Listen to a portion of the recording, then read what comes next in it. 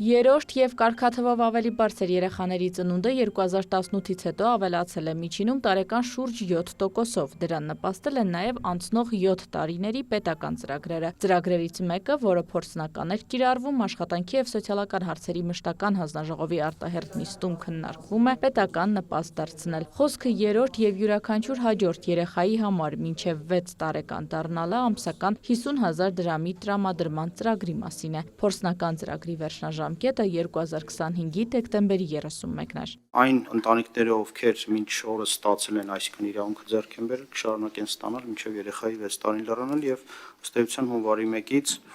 օրենքը ընդունվելու դեպքում այն նպաստի տեսքով կշարունակի վճարվել նաև նոր շահառուների։ Քաղաքացիների ուշադրությունը գրավել մի հարցում, որ այդ 50,000-ներ ամսական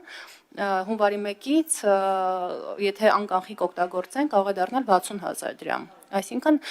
դուրս կգա, որ մինչև 6 տարեկան երեխայի ամսական 60,000 դրամ հնարավորություն կունենան ստանալու։ Մյուս քննարկվող հարցը համաձայն երեխայի կարգաթվի տրամադրվող միանվագ գումարներին է վերաբերում։ Եթե այսօր առաջին և երկրորդ երեխայի դեպքում վճարվում է 300,000 դրամ, իսկ երրորդ, չորրորդի դեպքում 1 միլիոն, հինգերորդ և ամենհաջորդի դեպքում 1,5 միլիոն դրամ, ապա օրենքի փոփոխությամբ բոլորը կստանան 500,000 դրամ։ Միևնույն ժամանակ կրկին հիշեցնեմ, որ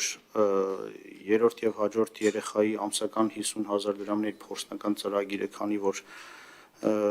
դարձնում ենք նպաստ, սրանք շատ փոխկապակցված են իրար հետ այս առաջարկները, որովհետեւ այն ավելի բարձր կարգաթվով միանվագ ավելի բարձր չափերը ըստ էության գալիս է փոխարինելու երրորդ հաջորդի նոր նպաստի տեսակը, որը երեխայի ծնվելուց հետո 6 տարիների մեջ շատ ավելի մեծ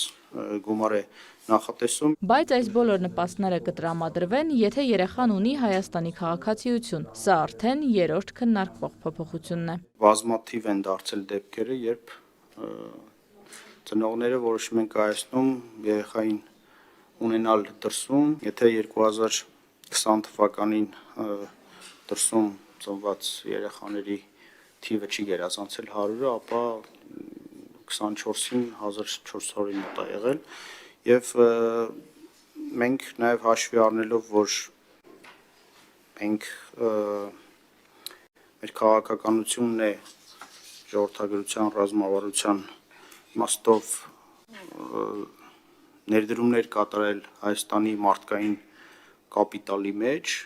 հետեւաբար մենք ուզում ենք ճշգրտել մեր քաղաքականությունը։ Եվ եթե այս ու 50,000-ական պետական նպաստի փոփոխությունը նախատեսված է հունվարի 1-ից, ընտանիքներն էլ որևէ տարբերություն չեն զգալու, ապա ըստ երեխայի կարգաթվի տրվող նպաստների փոփոխությունը նախատեսված է սեպտեմբերից, որ ընտանիքները նաև երեխաներ պլանավորելիս, հատկապես երրորդ, չորրորդ տեղյակ լինեն տրամադրվելիք գումարի չափից։ 2026-ի ապրիլի 1-ից բոլոր վճարումները լինելու են անկանխիկ, բայց դա չի նշանակում, որ կանխիկացնել իրենց գումարները չեն կարողանա նպաստառու, թե թոշակառու։ Շատ ընդդիմադիր շրջանում, շատ են հիմա լուրեր տարածում, խոճապ տարածում քաղաքացիների մոտ, թե 26 թվականի ապրիլի 1-ից ձեզ թույլ չեն տալու, որպեսզի կանխիկացնեք, կանխիկ գումար ունենաք։ Այդ սուտ լուրեր են տարածում, սիրելի հայրենակիցներ, ոչ ոք ձեզ չի կարող արգելել ձեր գումարը բանկոմատի միջոցով կանխիկացնելու եւ կանխիկ օգտագործելու։ Բոլոր բանկերից կարող եք քարտեր ստանալ, բայց եթե ես սխալվում եմ, թող պարոն Խաչատրյանը ինձ ուղղի, ՎՏԲ բանկը քեշբեքի ծրագիր չունի եւ չի կարողանում, որտեղ սանկցիաների տակ է, հետեւաբար եթե ՎՏԲ բանկի